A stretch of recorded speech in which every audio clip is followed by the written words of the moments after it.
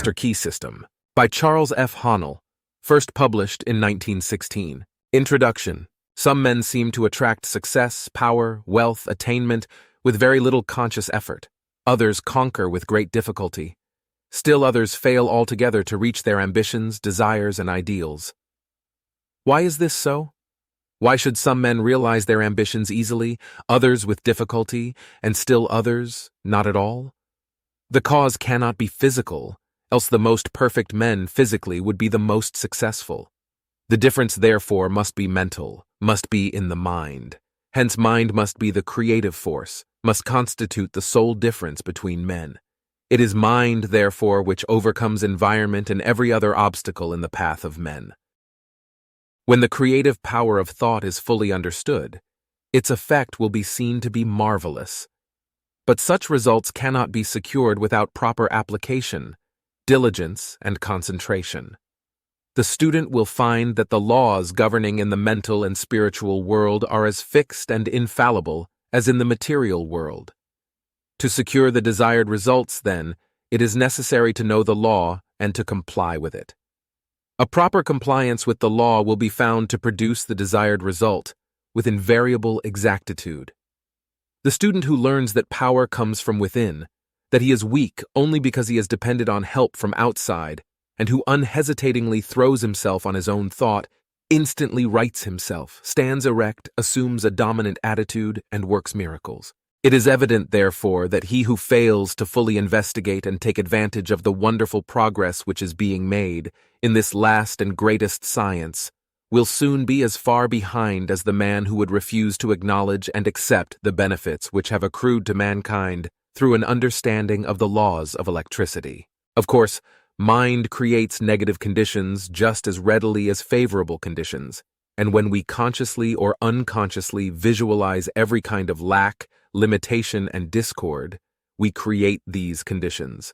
This is what many are unconsciously doing all the time. This law, as well as every other law, is no respecter of persons, but is in constant operation and is relentlessly bringing to each individual exactly what he has created. In other words, whatsoever a man soweth, that shall he also reap. Abundance, therefore, depends upon a recognition of the laws of abundance, and the fact that mind is not only the creator, but the only creator of all there is.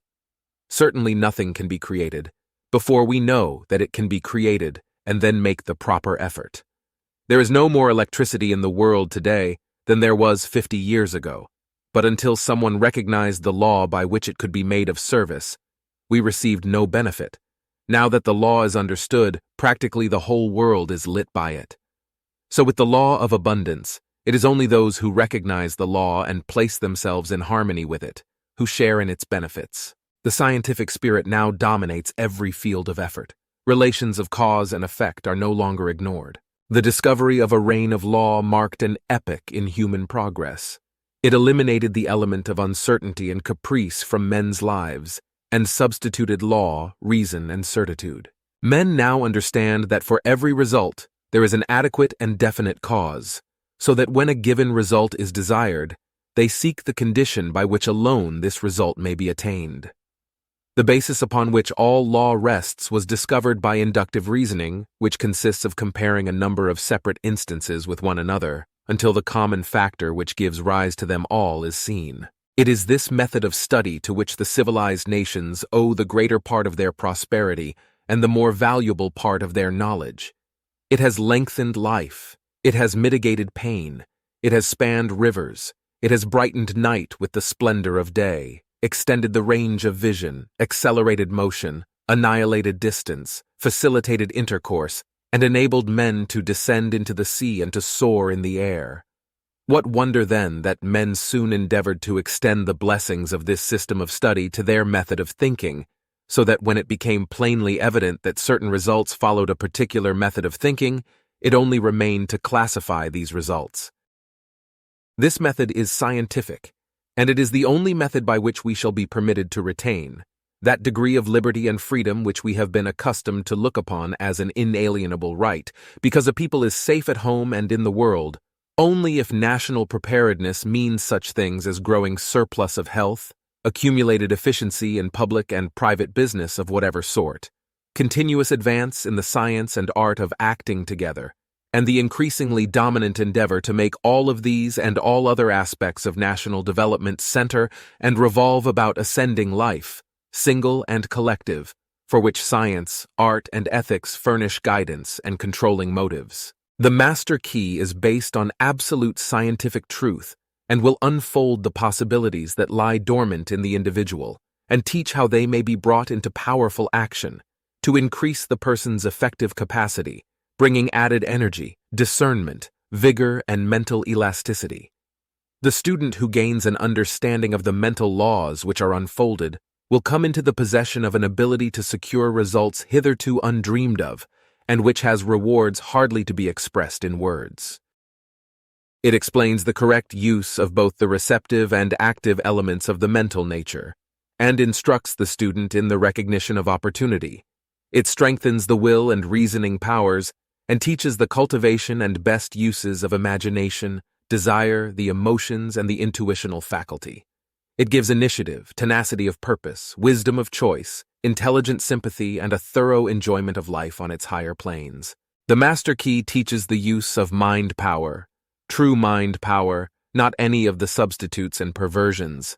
It has nothing to do with hypnotism, magic, or any of the more or less fascinating deceptions by which many are led to think that something can be had for nothing. The master key cultivates and develops the understanding which will enable you to control the body and thereby the health. It improves and strengthens the memory. It develops insight, the kind of insight which is so rare, the kind which is the distinguishing characteristic of every successful businessman, the kind which enables men to see the possibilities as well as the difficulties in every situation, the kind which enables men to discern opportunity close at hand, for thousands fail to see opportunities almost within their grasp, while they are industriously working with situations which under no possibility can be made to realize any substantial return. The master key develops mental power, which means that others instinctively recognize that you are a person of force, of character, that they want to do what you want them to do. It means that you attract men and things to you, that you are what some people call lucky, that things come your way, that you have come into an understanding of the fundamental laws of nature and have put yourself in harmony with them, that you are in tune with the infinite, that you understand the law of attraction, the natural laws of growth, and the psychological laws on which all advantages in the social and business world rest. Mental power is creative power. It gives you the ability to create for yourself. It does not mean the ability to take something away from someone else. Nature never does things that way. Nature makes two blades of grass grow where one grew before, and mind power enables men to do the same thing. The master key develops insight and sagacity, increased independence, the ability and disposition to be helpful. It destroys distrust, depression, fear, melancholia, and every form of lack, limitation, and weakness, including pain and disease. It awakens buried talents, supplies initiative, force, energy, vitality. It awakens an appreciation of the beautiful in art, literature, and science. It has changed the lives of thousands of men and women by substituting definite principles for uncertain and hazy methods, and principles are the foundation upon which every system of efficiency must rest. Elbert Gary, the chairman of the United States Steel Corporation, said, "The services of advisors, instructors, efficiency experts in successful management are indispensable to most business enterprises of magnitude, but I deem the recognition and adoption of right principles of vastly more importance." The master key teaches right principles and suggests methods for making a practical application of the principles, in that it differs from every other course of study. It teaches that the only possible value which can attach to any principle is in its application.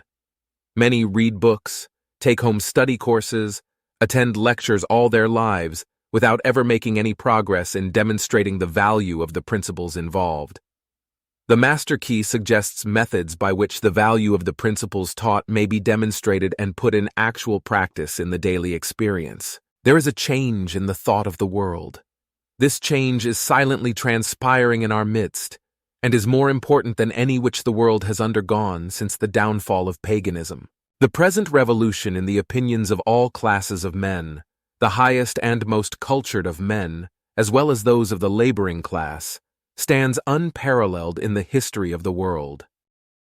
Science has of late made such vast discoveries, has revealed such an infinity of resources, has unveiled such enormous possibilities and such unsuspected forces that scientific men more and more hesitate to affirm certain theories as established and indubitable or to deny certain other theories as absurd or impossible.